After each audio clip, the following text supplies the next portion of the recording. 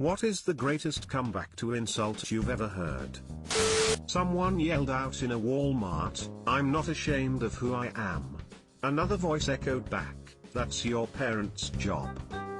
Of course it's Walmart. It's always fucking Walmart. Walmart is the Florida of store brands. I asked my mother why she always wears makeup despite being in her 40s. She told me she wears makeup so she doesn't look like me. Savage. You deserved that. You sure do talk a lot for never saying anything. In Mexico, we use the word cantinflea for that. It comes from a comedian with a long career from the 30s to the 80s named Cantinflas, and that was his shtick, talking too much but never saying anything. That's a Wizard of Oz joke. Dorothy asks the Scarecrow, "How can you talk if you haven't any brains?" To which he replies, "I don't know. But some people without any brains do an awful lot of talking." My grandparents used to bicker. My grandmother generally came out on top, as she was fierier. One time though, she was asking him to do a bunch of stuff, and he muttered, "If you'd lose some weight, you could do it yourself." She fixed her gaze on him, and glowered, "I'm thinking of getting rid of about 200 pounds of useless fat immediately." He replied, "You're going to cut off your foot?" Man, nobody bickers like old married couples bicker. They've had decades to perfect their craft. Damn. Jabon interviewing Frank Zappa. "Joe, I guess your long hair makes you a woman." FZ, "I guess your wooden leg makes you a table." How does a dude named Pine have a wooden leg? What if it's mahogany or oak? Not even clever, but one of my favorite Zappa lines, because it's so outlandish, is "May your shit come to life and kiss you on the face." I was the one insulted, but not the one with the comeback. I was out with a co-worker and her friends, and my buddy and I were leaving a little too early for her sensibilities. She jokingly got up in my face and said, "Smell that? Smells like pussy." A guy playing at the pool table next to us stepped forward and said, "I'm sorry, that must be me. I just ate." It was amazing. Smooth. Goddamn. One of my co-workers was cold calling customers, trying to get appointments to drum up business. One of them told him to go fuck his hand, and he responded with, "I've got that penciled in for 3. I should be done by 4 if you'd like to come in for an appointment then." The guy laughed his ass off, and ended up coming in for the appointment.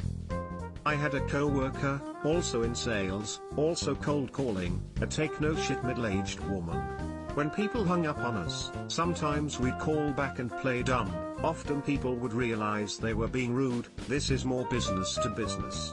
Anyhow, this lady couldn't help herself, so she'd call back, feign the same polite friendliness, and say, "Hey, sorry, I think we were rudely disconnected."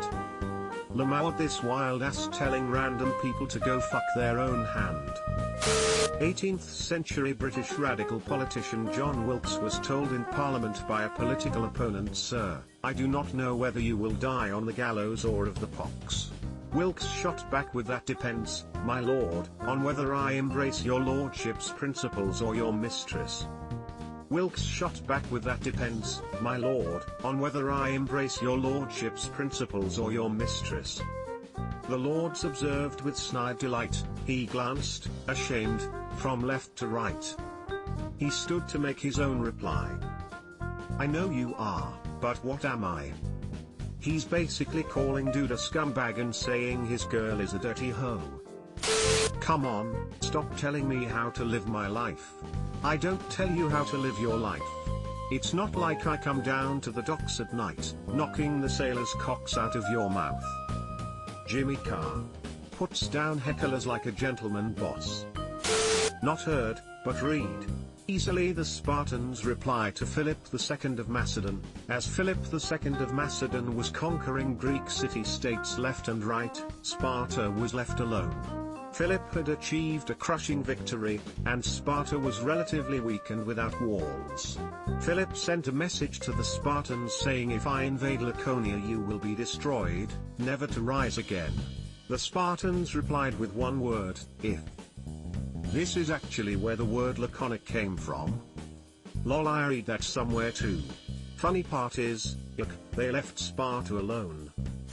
My grandma got into a fight at the grocery store with a guy who told my 9-year-old brother to move the fuck out of the way. They were going at it and his final words were, "Suck my dick, bitch." She said across the store if I could find it, bitch. Grandma don't play. You had me at my grandma got into a fight at the grocery store. Glenn McGrath, Aussie cricketer, got frustrated with Edo Brandis as his every attempt to stump Brandis failed. This is what happened next. McGrath: "Why are you so fat?" Brandis: "Because every time I fuck your wife, she gives me a biscuit." I always liked Marsh v Botham. Marsh: "How's your wife and my 2 kids?" Botham replies: "The wife's fine, the kids are retarded though." Beat me to it. I love that line. Edo Brandis, one of the great Zimbabwean amateur part-time cricketer, full-time farmer, cricketing internationals. Needless to say, a somewhat larger man. McGrath was also at the receiving end of this savage burn. He was bowling to the West Indian batsman, Ram Naresh Sarwan, and at the end of the over said, "What does Brian Lara's dick taste like?" To which Sarwan replied, "I don't know, ask your wife." Subscribe for more hot Reddit takes in your inbox, guaranteed.